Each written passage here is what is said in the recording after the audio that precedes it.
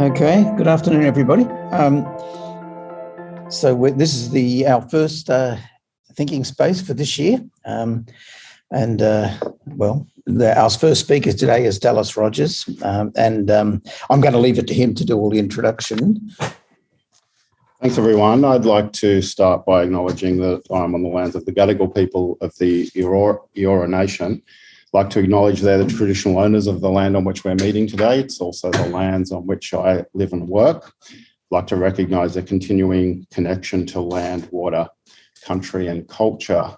Also, thank you to Geosciences for having me along and allowing me to walk over City Road to be part of this thinking space lecture series.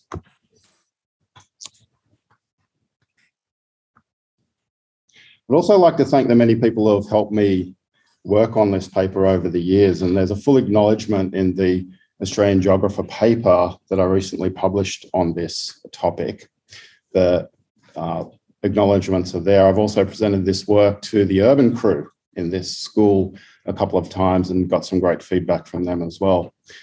Also, a big shout out to everyone on Dirurban Hawkesbury Nepean River right now. This is the river that I grew up on, and it broke its banks again this week.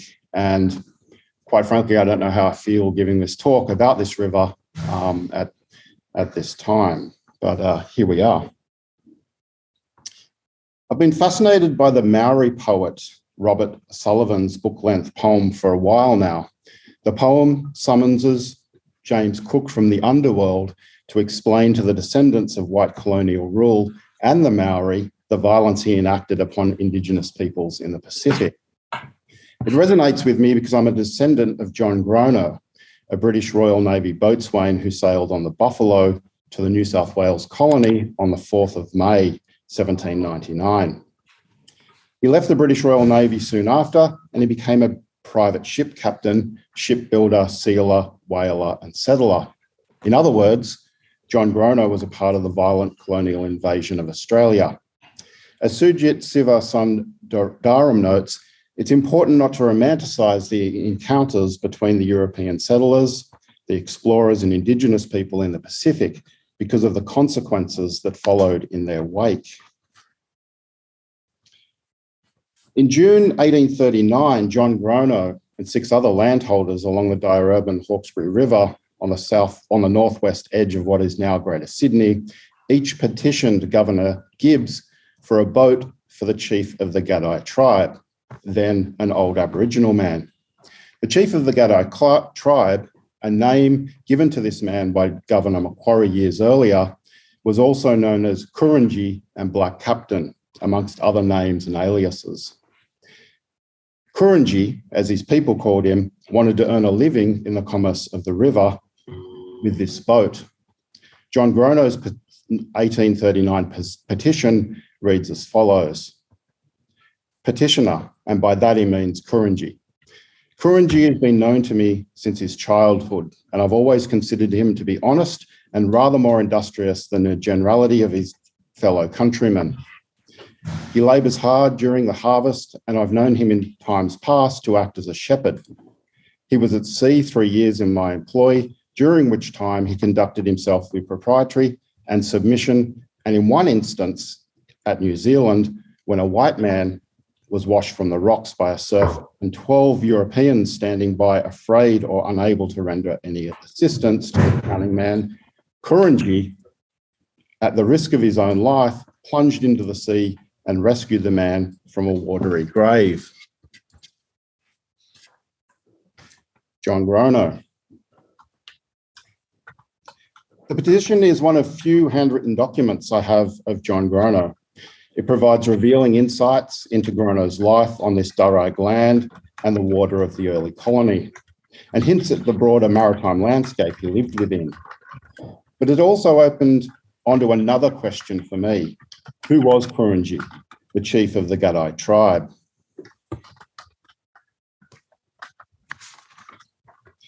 The letters of Reverend John McGarvey, a Presbyterian minister based at Ebenezer along the Dirurban Hawkesbury River, where John Grono is now buried, provide some clues. In February 1829, McGarvey wrote a list of 178 Aboriginal names for things and places along the Dirurban Hawkesbury River. One of the names, Caddy, refers to Caddy Creek and is very close to the site of Grono's farm and shipbuilding yards along the Dirurban Hawkesbury River, as you can see here. And it's this question about Kurunji and his relation to John Grono that initially sent me to the archive in 2017. And in the recent Australian Geographer article, I outlined what I found. And suffice to say, Kurunji and Grono took me in some strange directions. To tell you this story, I need to open a space within which critical urban scholars such as myself can tell the truth about a family's role in colonisation. But it must be a space within which to critically engage with white denial and deflection too. Indigenous scholars are leading the way when it comes to outlining post and anti-colonial futures, and I'll leave this important project to these scholars, yet it's at least partly non-Indigenous scholars' responsibility to speak the truth to non-Indigenous people in the present.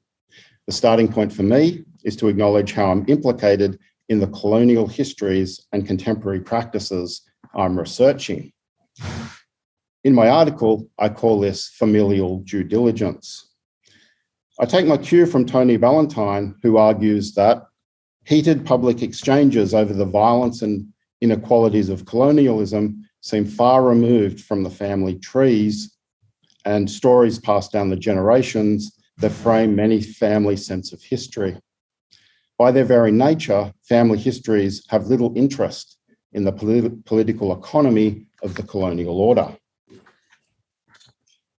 John Grono was a captain of the ship Governor Bligh, with which he became one of the first Europeans to explore parts of the northwest coast of Aotearoa, New Zealand, South Island, to commercially exploit the seal and whale populations. He assigned European names to some of the sites around Milford Sound, Bligh Sound, Elizabeth Sound, all of which are a colonial act par excellence.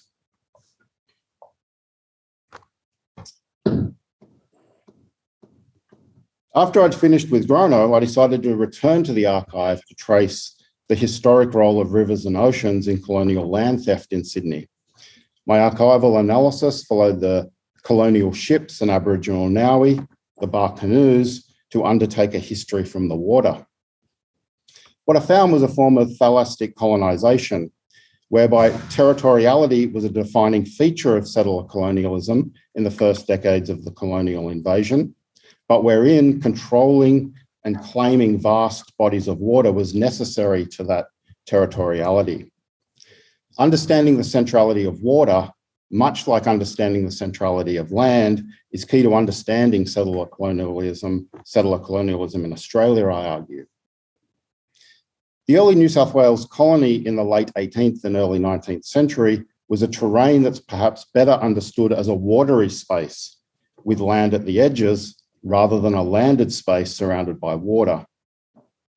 It was within the watery terrain of the Pacific Ocean, the watery ontology of the Crown claim of the New South Wales colony, that the maritime men of the British Empire claimed land in the New South Wales colony.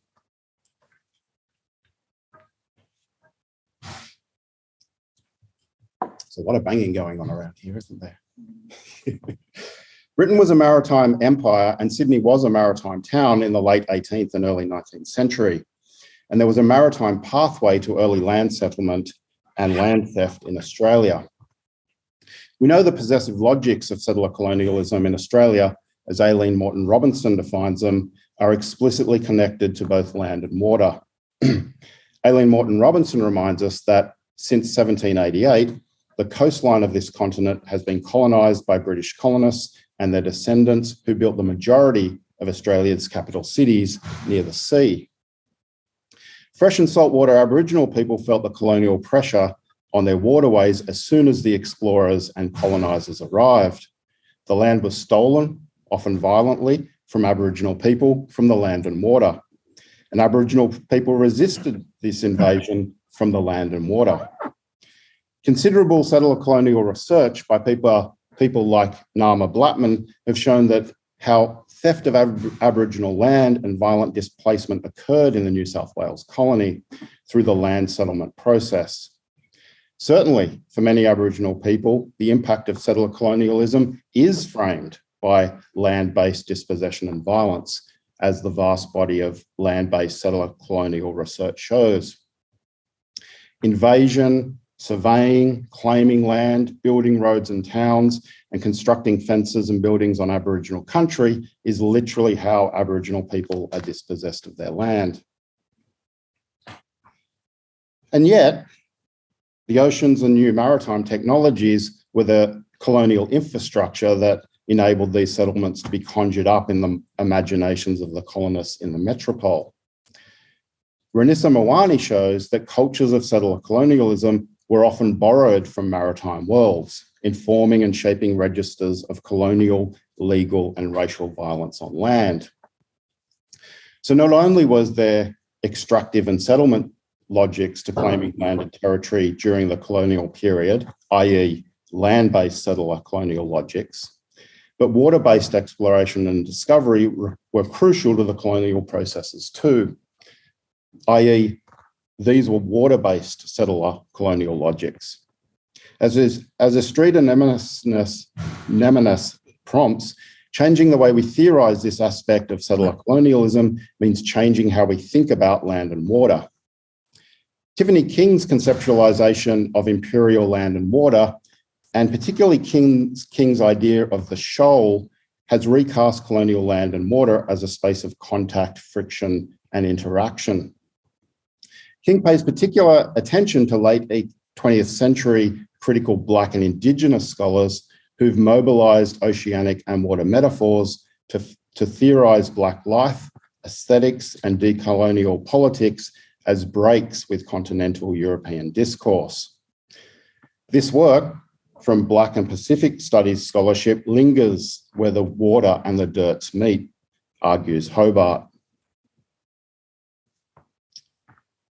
This work, of course, builds on a long tradition of critical Black scholarship on water, colonialism, labour, land and race, such as Paul Gilroy's The Black Atlantic. Noting that what happened in the Atlantic is different to what happened in the Pacific, as Ince recently flagged with the term methodological Atlanticism, a term that plays off the idea of methodological nationalism. Methodological nationalism, as I've written about the term, refers to the grounding of the nation state rather than the territorial and political relations of empire as the organising logic for analysing colonial action.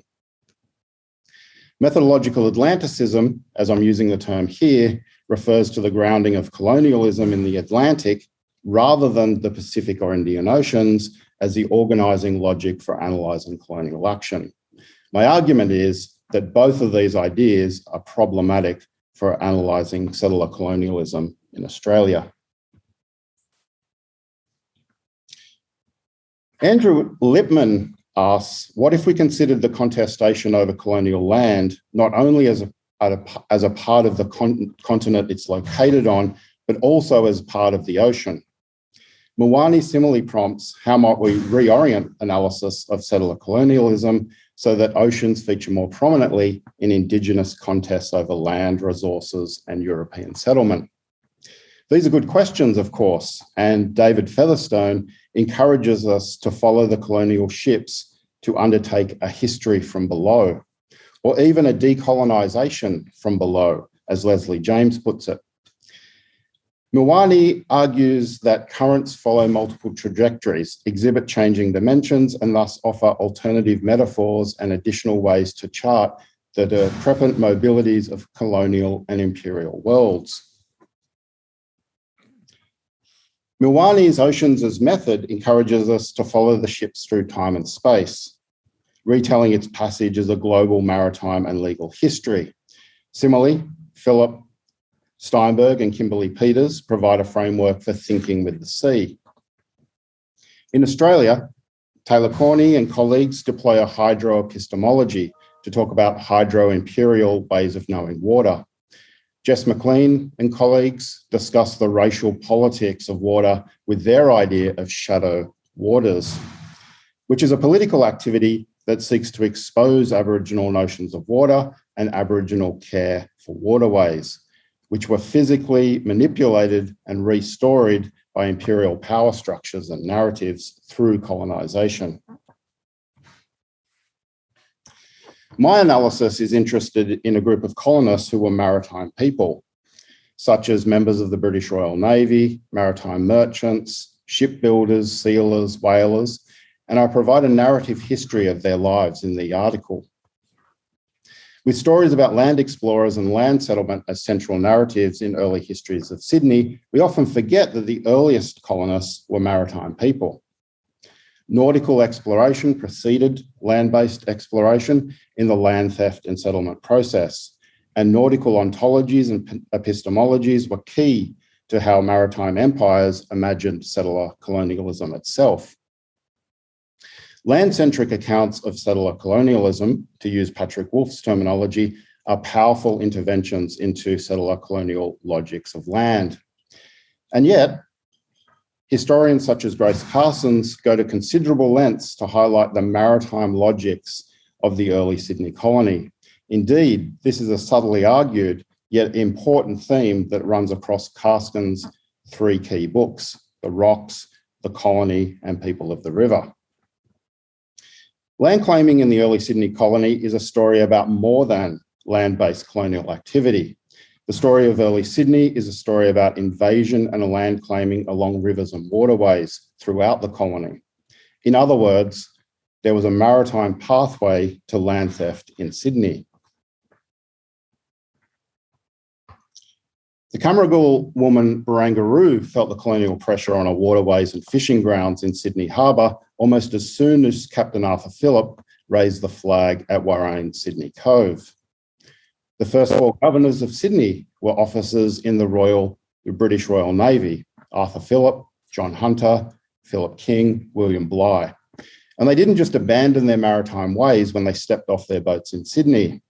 Quite the contrary. They used their British Royal Navy and maritime skill to invade, claim, and settle the colony, as the diaries of William Bradley make clear. In fact, Stephen Gapps makes the point, a good point, I think, when he says, "It seems to me historians should have paid more attention to Lieutenant William Bradley." And my current archival work is focused on exactly this point, namely that the colonists literally explored, invaded, and then established the first settlements from the water. My aim then is to write the role of water back into the land invasion, land theft, and land settlement story of history of Sydney, sorry. Many of the early maritime survey maps of the colony were maps of the water rather than maps per se. And we can see that very clearly here in this map, which is really a map of the water and a map of the depth sounding marks on this map. The British Crown claim to Australia covered a large swathe of the Tasman and Pacific Ocean. You can see the watery ontology of the Crown claim in this representation of the 1787 British Crown claim to New South Wales, with its undefined eastern longitude. The significance of colonial maritime activities continue to be overshadowed by historical accounts that privilege land and territory and region and nation, what I would call a problem of methodological nationalism, thereby diminishing the seaborne itineraries and oceanic imaginaries in the Indian and Pacific Ocean, what I would call a problem of methodological Atlanticism. My objective then is to move beyond methodological nationalism and Atlanticism when studying and theorising settler colonialism in Australia.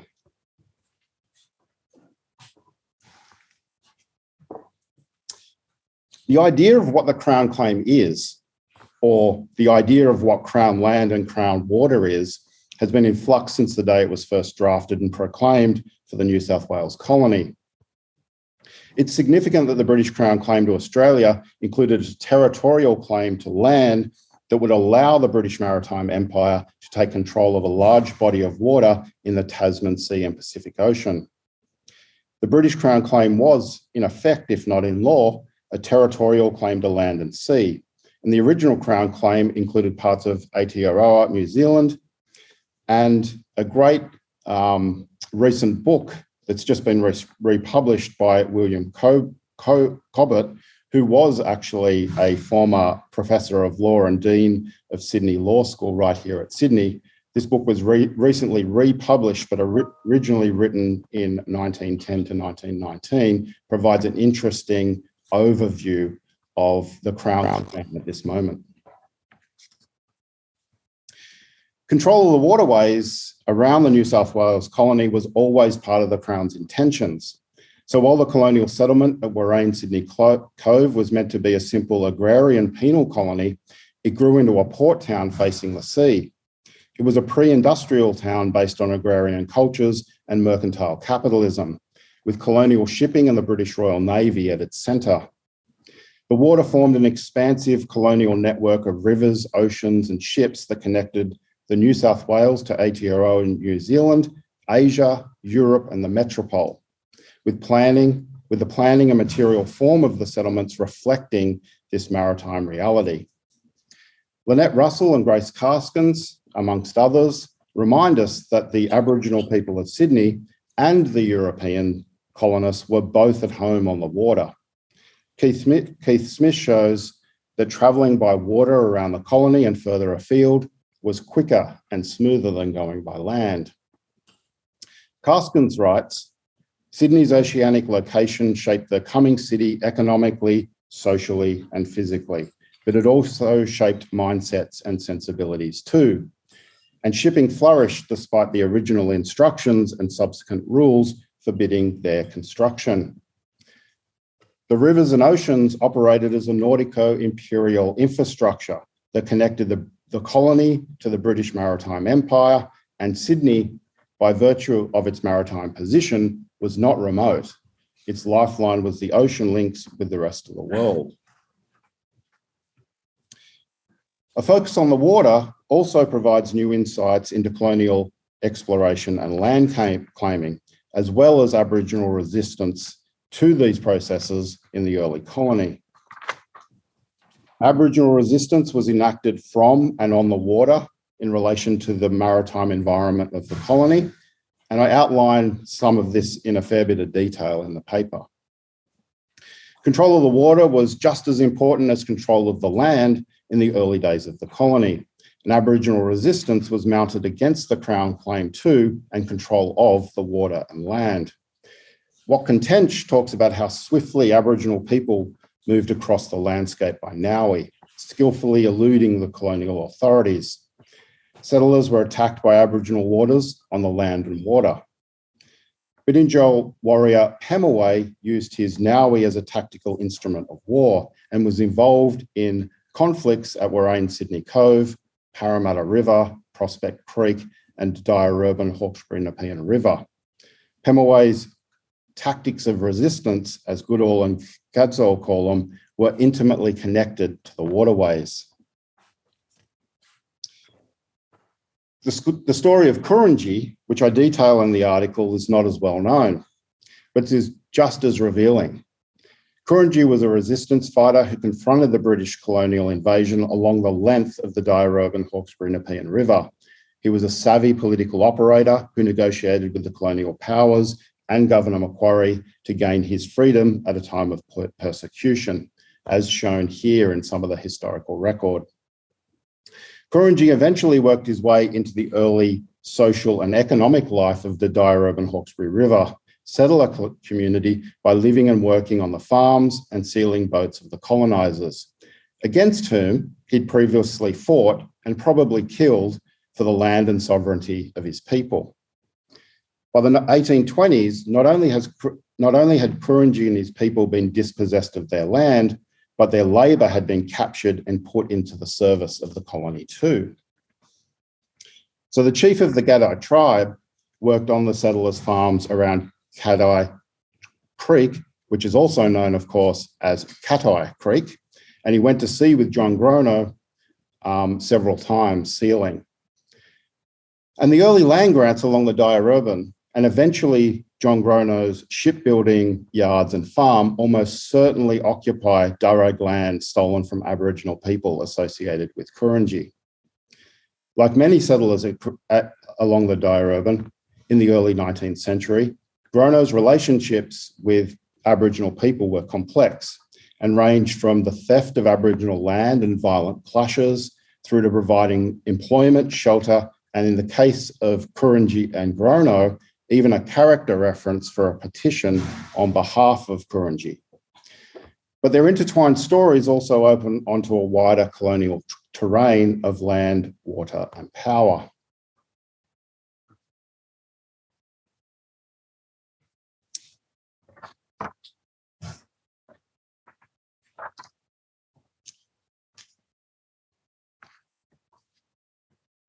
The narrative history of the first years of the British colonial invasion of Sydney is full of key events that took place between the British Maritime Empire and Aboriginal people at the water's edge. One temporal marker of this history is the shooting of a Grengal man on the shores of Kamay Botany Bay in 1788. In 1770 by Lieutenant James Cook, acting on behalf of the British Crown.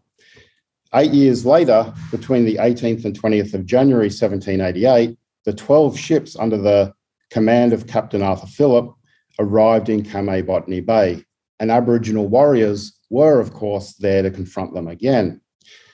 McBride and Smith write that when Lieutenant Cook sailed the Endeavour up the east coast in 1770, Yuin people lit carefully managed signal fires on headlands as a warning to other Aboriginal people along the coast. They were warning of a waterborne threat. So the water was an Aboriginal infrastructure too, as we can see here in what it might be the only painting we have of the woman Barangaroo. Aboriginal babies and children had long sat between their mothers' knees with their mothers' ankles crossed in Dowie as these women fished with burra hooks on the waters of what would become known as Port Jackson. Keith Smith writes, water, as much as land, was the natural habitat of the Indigenous people of the Sydney coastal area. The harbours, rivers, creeks and lagoons, sandy beaches and muddy estuaries were the natural highways and principal source of fish and shellfish. In addition to burning and maintaining pathways on land, the waterways of Port Jackson and the Parramatta River, Kamay Botany Bay, the Georges River, the Cooks's River, Diurban and Hawkesbury Nepean rivers were all crowded with men, women and children coming and going by Nowie. Aboriginal men and women were easily incorporated into the British coastal surveying, exploration and land settlement activities of the British because they were already water people. Russell writes, the motivations for Aboriginal people joining these maritime industries were also diverse. And though it might seem that economics and profit making were important, there was an added incentive, and that was a kind of freedom that life at sea afforded. Aboriginal people assisted with the colonial maritime settlement of Newcastle, Hobart and Melbourne, and as Smith writes, they sailed the Australian coast to sealing and whaling grounds in Bass Strait, the icy Arctic, and to New Zealand, to international ports in Timor, Mauritius, Bengal, Britain, Canada, Hawaii and Tahiti, and even to San Francisco and Rio de Janeiro. Indigenous people in what would become Australia and New Zealand, and more broadly across the Pacific, established what Sivasundaram argues was a political pathway within the British Empire's needs for allies and collaborators without finding full meaning in empire. Those who took passage on European ships could use this moment of opportunity to contemplate their selfhood and future in radically new ways. So there's a complex reasons why Aboriginal people joined the maritime industries or British Royal Navy explorations and settlement voyages. In Russell's provocative work on the role of Aboriginal mariners in early whaling and sealing practices in colonial Australia, she draws on William Grono's diary, that is the son of John Grono, and she writes, "I'm seeking an alternative view of this whaling and sealing past that disrupts the idea that it can be easily and unproblematically divided into simple dichotomies or binaries of coloniser and colonised. These ideas build on Russell's previous work into the life of her Aboriginal great-grandmother." And I go into a bit of this in the article, but here's just a snapshot, if you like, of some of the Aboriginal mariners. In 1791, 10-year-old Bondall sailed to Norfolk Island on board the Supply, returning to Warrane Sydney Cove a little later on the Mary Ann. He's probably the first Aboriginal person to sail out of the Sydney Harbour Heads on a ship.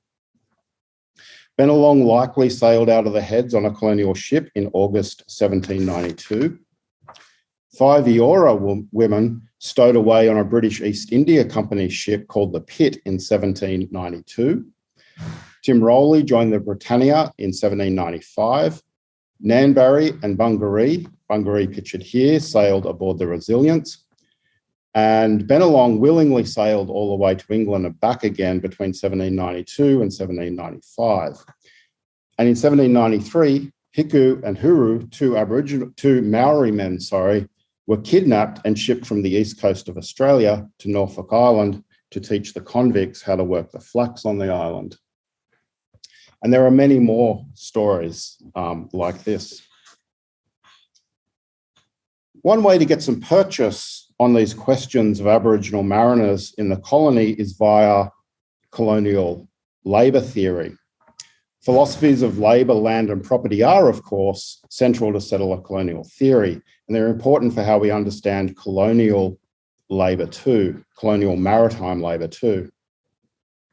Lockean ideas of land use and improvement, for example, were transported to the colony along with the convicts by the British Maritime Empire. The application of labour to the land was important not only for claiming a form of ownership in the land in Western legal terms, which was underwritten, of course, by the legal fiction of Terra Nullius, but colonial and Aboriginal bodies became manifestations of the labour power implicit in Lockean theories of labour value. Grace Karskens writes, although the state didn't own the body of the convict, as in slavery, it did own his or her labour, in theory at least. Arthur Phillip's instructions outline that the products of convict labour belong to the Crown. The relationship between Aboriginal people and the colonisers, argues Patrick Wolfe, as both parties to the relationship would presumably agree, certainly centred on land. Yet Aboriginal people's relationship to the colonisers, from the colonisers' point of view at least, centred on Aboriginal labour as an enslaved labour force too, argues Wolfe. Convict labour, for example, was integral to the establishment of public farms in the early colony, which became key sites for applying embodied convict labour to the land. Convict and Aboriginal labour was also used in the service of the British Maritime Empire more broadly, in the form of maritime labour on ships and water-based colonial expansion and exploration. But there's an epistemological trap here for us if we think about these labour practices within the confines of methodological nationalism and atlanticism. I'm thinking about these actions and settler colonial theory more broadly beyond the Australian nation state of today and beyond the land-centric settler colonial theory we've imported from other social, cultural and geographical contexts. I'm attempting to write settler colonial theory up from the water up, if you like, in this place, rather than starting with a land-centric model of settler colonial theory and writing these logics over the top of the land and water in Sydney, or at least in the early Sydney colony. I'll give you one final example to illustrate the importance of moving beyond methodological nationalism and atlanticism. On the 28th of February, 1831, John Grono lost the brig Industry in a storm off Stewart Island, Aotearoa, New Zealand's third largest island, located 30 kilometres south of the South Island, across the Foveaux Strait. Grono wasn't on board at the time, but the 10 men and 6 Indigenous women were all drowned. George Moss, the name given to a Maori man from Stewart Island, and Tom Chaselin, the son of an Aboriginal mother and emancipist father from the Diaruban Hawkesbury River settler community, and Chaselin's Maori wife, Puna, herself a high-ranking Maori woman, were the only survivors of the incident. The schooner Caroline collected the 3. Also on the ship was William Wiseman of Wiseman's Ferry fame, who had earlier married Matilda Grono, one of John Grono's daughters. But Wiseman was lost in the industry incident. Interestingly, Wiseman had been living with Ragig, a Maori woman, and they had 2 young daughters, Sophia and Marianne. After Wiseman's death, the Maori girls were brought to the Diaruban Hawkesbury River settler community in 1831. The Maori girls were baptised at St Albans Church on the 30th of September, 1832. What these types of cases show is the early maritime and mercantile settlers conceived of their multiracial world in terms of a watery terrain that stretched well beyond the Sydney settlements. They were networked into a maritime network of colonial trade and labour that encompassed the Tasman Sea, Pacific Ocean and beyond. It's within the watery webs of the British Maritime Empire's Crown claim that the colonial land and colonial labour theft took place by the early maritime and mercantile settlers. And land theft and colonial labour must be understood in these terms too. Indigenous labour seems to have been deployed as a form of agency and resistance by people like Kurungi, Tom Chaselin and George Moss, but it also operated as a form of colonial oppression too. There were complex intercultural relationships across the Tasman Sea and Pacific Ocean waters, which ranged from forms of Indigenous agency to acts of colonial oppression, such as domestic servitude and slave labour. As Lynette Russell insightfully shows, this embodied Aboriginal labour operated as a complex form of resistance against and incorporation into the colonial maritime economy, and I would add, the land theft process too. Land theft was a product of this maritime activity, whereby settler, convict, and Aboriginal labour were deployed in the service of maritime industries on the colonial ships well beyond the Warrane Sydney encampment. So a couple of points to bring all of this together. Water-based exploration and the early maritime industries, such as whaling and sealing, opened an important Indigenous colonial contact zone in the early New South Wales colony, and water-based exploration and settlement were connected to and occurred before or alongside land-based exploration and settlement.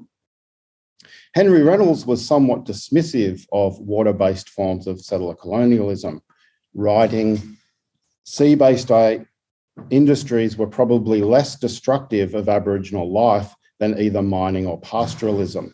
The Europeans who harvested the sea had no need for land other than small plots. Yet there's other stories of Indigenous men and women carving out a life at sea in the colonial maritime industries, and thereafter playing a role in the polyglottal and multiracial whaling, sealing, and other settlements around the Tasman Sea that are definitely worth further investigation.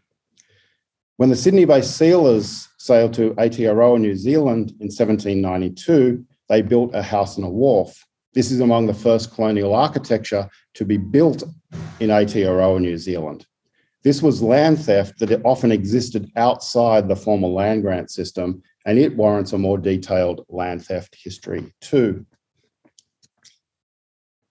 In the colonist view of Aboriginal country, the land and trees, the seals and whales of the colony were resources to be claimed and extracted to provide the raw materials for the maritime industries and economy. Land was taken for boat building sites, trees were felled for boat building, and the early wharfs were sites of bustling maritime trade throughout the Tasman Sea and beyond. Stephen Gapps notes that some maritime merchants, such as James and William Walker in the 1820s, expanded or shifted from maritime businesses out of Sydney to securing large pastoral landholdings over the Blue Mountains, and I discuss this in the article. Importantly, once the land had been secured as a colonial asset, these landholdings gave the early colonists social standing and political power in the emerging colonial system. And I flag in the article that maritime colonists were involved in the establishment of the first bank in the New South Wales colony. And I point to the role of maritime commerce more broadly in the emergence of capitalism in the colony. More broadly, Michael Pearson notes that a major factor in the increasing demand for detailed navigational charts during the late 18th and early 19th century was the spread of settlement.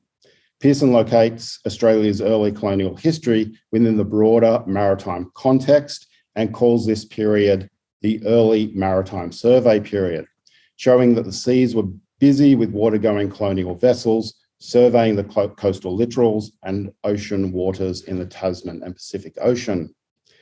The invasion and claiming of land was sometimes made by maritime survey and sometimes made by land exploration. So, exploring Sydney's early colonial land history within its broader maritime town and maritime empire context could productively augment the land centrism of analysis of the invasion and early settlement of Sydney. And it might, perhaps, even give us some purchase on the politics of water in Australia today. Thank you very much. I will leave it there.